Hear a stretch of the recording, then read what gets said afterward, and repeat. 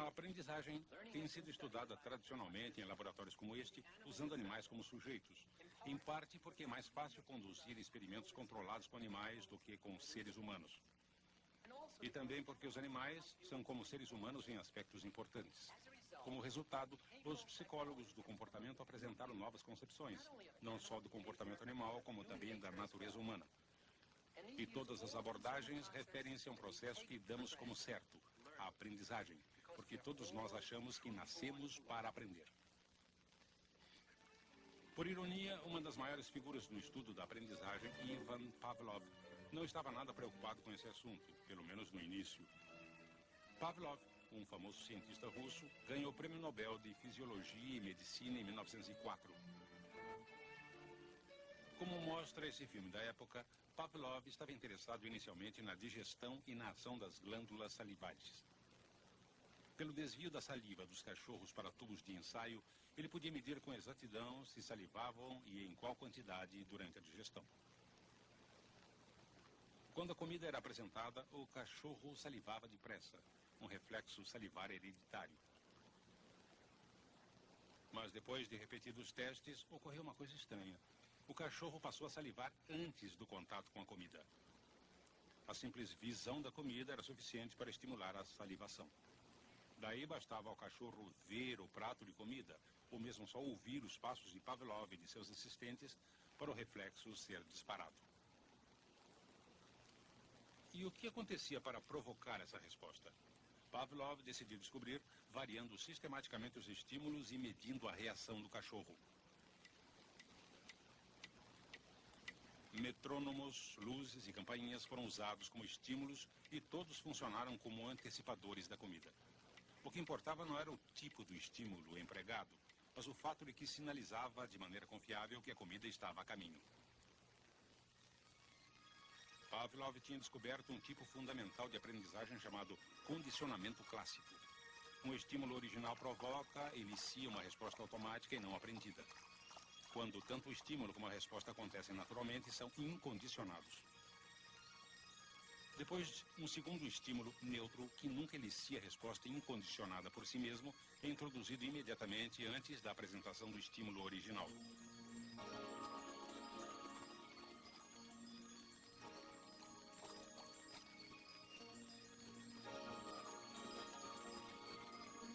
Quando o estímulo neutro ou sinalizador é apresentado em separado e ocorre uma resposta como se o estímulo original ainda estivesse presente, dizemos que houve um condicionamento. O estímulo neutro arbitrário torna-se um estímulo condicionado. O oposto também é verdadeiro. Pavlov e outros cientistas estudaram a extinção gradual dessas respostas condicionadas. Quando o sujeito aprende que o estímulo condicionado não sinaliza mais um acontecimento desejado, o processo de condicionamento reverte-se à medida que a conexão aprendida é desfeita.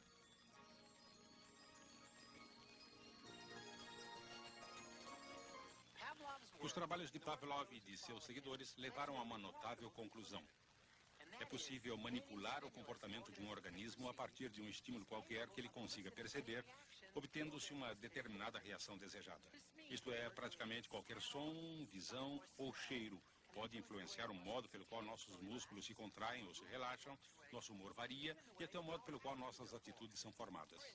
Por exemplo, se eu disser relaxe e depois fizer isso, você vai ficar assustado e perturbado. Depois de 5 ou 6 vezes, a simples menção da palavra relaxe já vai produzir uma resposta negativa em vez da reação aprendida habitual.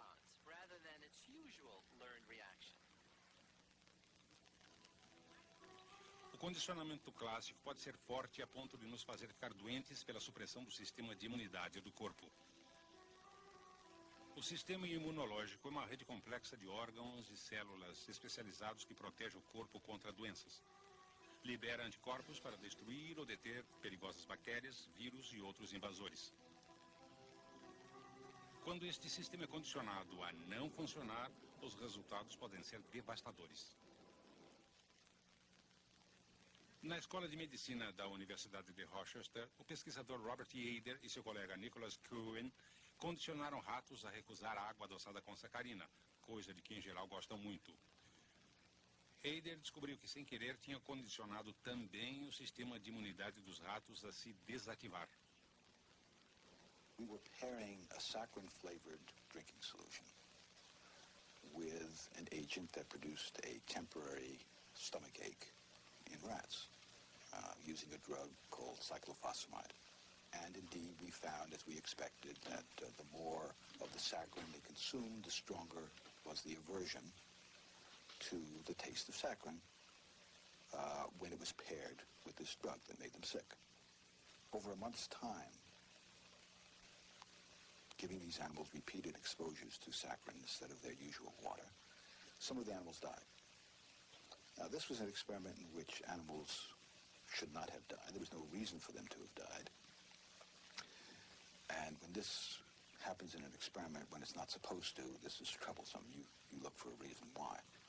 It turns out that the drug we were using to induce this taste aversion is a powerful immunosuppressive drug. It suppresses immune responses.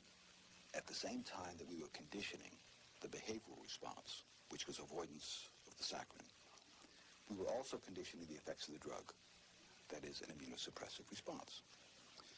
Every time the animal was exposed to saccharin, there was an aversion response, and there was also a suppression of the immune system. Portanto, até o sistema de imunidade pode ser influenciado pelo condicionamento. Podemos aprender a ficar doentes e possivelmente morrer. O condicionamento clássico não é o único tipo de condicionamento. Enquanto Pavlov demonstrou a importância das relações de aprendizagem entre duas ocorrências de estímulo, Edward Thorndike, um psicólogo americano, introduziu o estudo de outro tipo de aprendizagem no início do século. Thorndike queria saber como os indivíduos aprendem a solucionar os complexos quebra-cabeças que o mundo propõe. De que modo nós e outros animais aprendemos os novos hábitos e as aptidões que nos permitem encontrar nosso caminho através dos labirintos da vida? Observando, medindo e quantificando com cuidado o desempenho de animais de laboratório, Thorndike descobriu o tipo de aprendizagem que chamamos de condicionamento instrumental. Os animais de Thorndike trabalhavam por ensaio e erro. As ações que traziam recompensa, isto é, as ações para se alcançar uma meta, tornavam-se aprendidas. Para Thorndike, são as consequências do que o indivíduo faz que mais influenciam o processo de aprendizagem.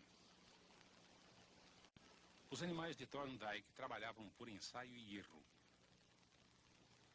As ações que traziam recompensa, isto é, as ações para se alcançar uma meta, tornavam-se aprendidas. Para Thorndike, são as consequências do que o indivíduo faz que mais influenciam o processo de aprendizagem.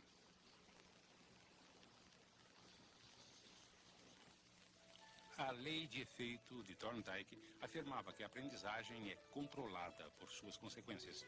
Os comportamentos seguidos de boas consequências são selecionados e repetidos, enquanto que aqueles que levam às más consequências ou a absolutamente nenhuma consequência não são repetidos. Outro psicólogo americano fortemente influenciado por Pavlov foi John D. Watson, que acreditava que o comportamento aprendido e observável era a única coisa da psicologia digna de estudo científico. Atacou a doutrina dos traços hereditários e dos instintos como causa do comportamento. Ao invés disso, falou do poder ilimitado do condicionamento e do controle ambiental para modelar o comportamento dos animais e dos seres humanos. Para estudar o poder do condicionamento, Watson usou bebês como sujeitos, como vemos neste filme original da década de 20. Ele mostrou que emoções fortes podiam ser aprendidas através do condicionamento e então generalizadas, isto é, transferidas para outras situações semelhantes, sem repetir o condicionamento original.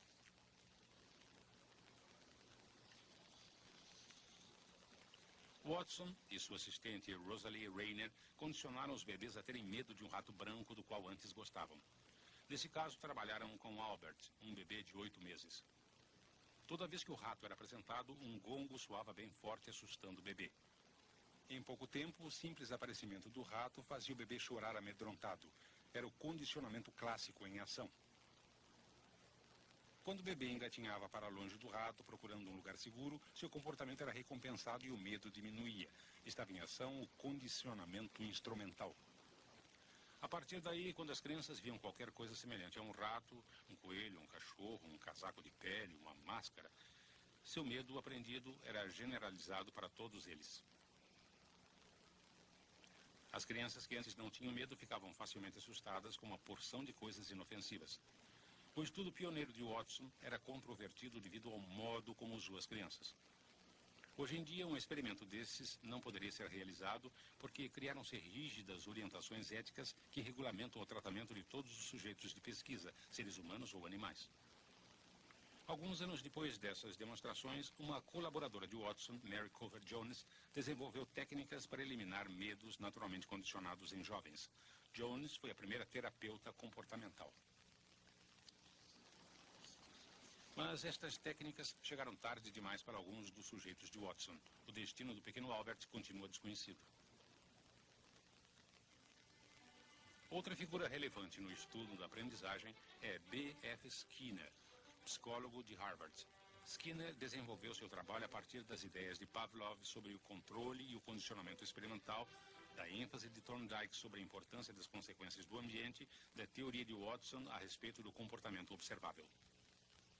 Psychology is the science of human behavior, supported by the science of the behavior of other organisms, but human behavior is distinguished by a particular change in evolution which made it possible for the emergence of languages as special cultures. And of course, we include in a study of behavior what people say about their mental processes and about what they say about their intentions and so on. Para muitos psicólogos, o comportamento é explicado como um efeito de processos internos, mentais ou neurais. Para eles, o comportamento é considerado a expressão visível do que está acontecendo internamente. Mas Skinner discorda disso. Sua pesquisa investiga o comportamento quanto à sua relação com as variáveis do ambiente que o precedem e que o seguem. Podem pensar nisso como a psicologia do ACC, antecedentes, comportamento, consequências. The behavior is something which occurs, first of all, for other reasons. It occurs because it is part of the genetic endowment of the individual or because it has been reinforced in other ways. When it occurs in this given situation and is followed by a consequence, it is more likely to occur again. But if there was a stimulus present at the time, then that stimulus controls the probability. The behavior occurs in situations similar to those in which it has been reinforced, so that all three terms are very important. If you want an organism to do something, you create, once again, the kind of situation on which its behavior has been reinforced. No início da década de 40, Skinner começou a examinar uma resposta simples de um animal simples. Um pombo bicando um disco seguido de um reforço, um pouco de comida ou de água. O reforço pode ser qualquer coisa que aumente a frequência de resposta. O pombo era mantido em um ambiente simples e altamente controlado, que acabou sendo conhecido como caixa de Skinner. This hungry pigeon is moving about more or less at random. Sometimes it turns its head to the left. When it does, we reinforce that movement by giving the pigeon access to a dish of grain.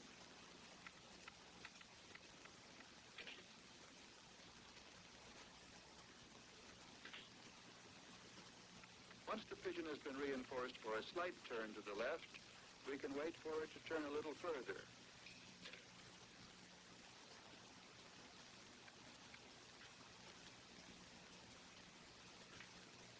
By gradual steps, we can reach a stage at which the pigeon turns in a complete circle. The pigeon has learned to make the response because it has been reinforced for successive steps leading to the final pattern.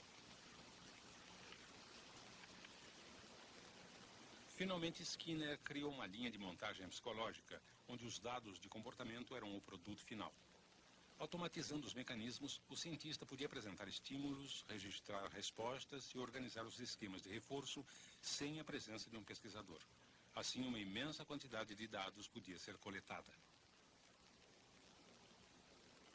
O mais importante, a frequência com a qual o pombo bicava podia ser medida com exatidão. Essa frequência de resposta variava em função direta das consequências reforçadoras. E a resposta podia ser controlada com a reorganização do tempo e da frequência das consequências reforçadoras. Em outras palavras, o comportamento do pombo podia ser modificado, alterando-se as consequências. A versão de Skinner de condicionamento instrumental é chamada de condicionamento operante. Well, operant behavior is behavior which operates upon the environment and produces consequences. And operant conditioning is the change that takes place when those consequences have a particular effect. And we call the effect strengthening or reinforcing. That is, what the organism has just done is now more likely to be done again because reinforcing consequences have followed. And one studies operant conditioning by arranging consequences, not only to shape up a particular form of behavior or to keep that behavior in strength over a long period of time, or to change it slightly. Através do condicionamento operante, os pombos foram treinados para desempenhar vários tipos de proezas.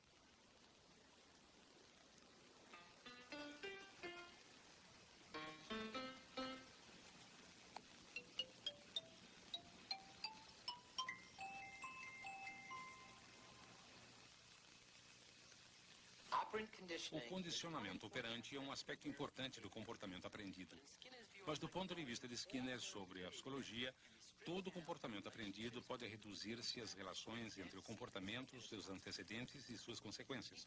Ele acredita que qualquer comportamento que seja seguido de uma consequência vai alterar sua frequência em função direta de mudanças na consequência.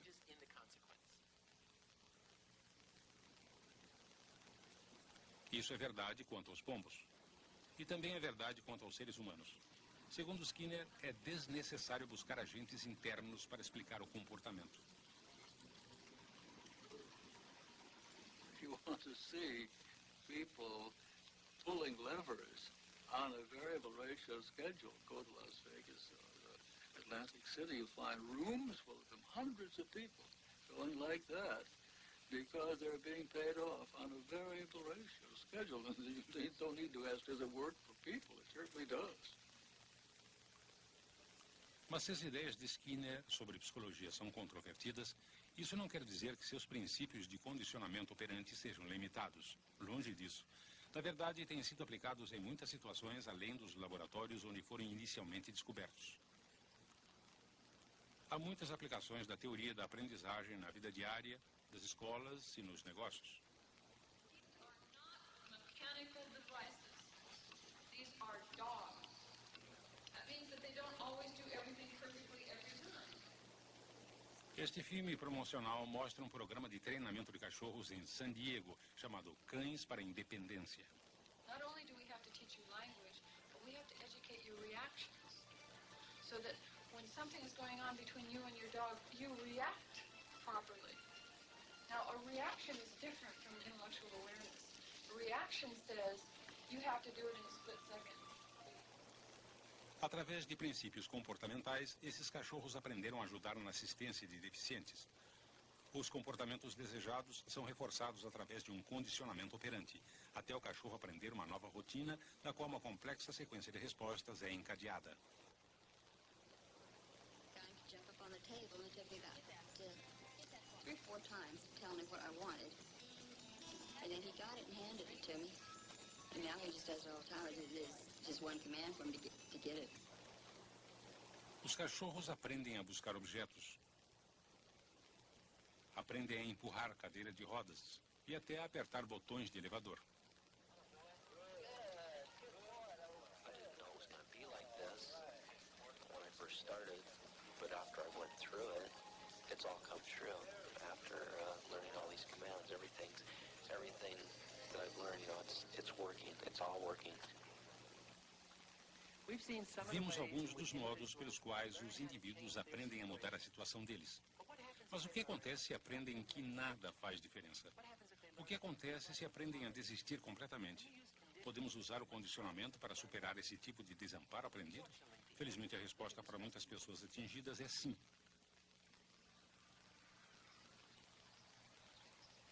Essa mulher está fazendo terapia comportamental para tratar sua agorafobia.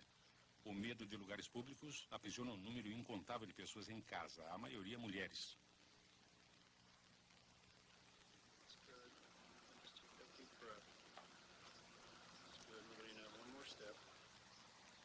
A principal característica dessa terapia é tratar o problema alterando o comportamento em questão, os sintomas do indivíduo. Não há nenhuma tentativa de descobrir o que causou o comportamento, só de identificar e modificar as fontes do reforço que mantém o comportamento na direção errada.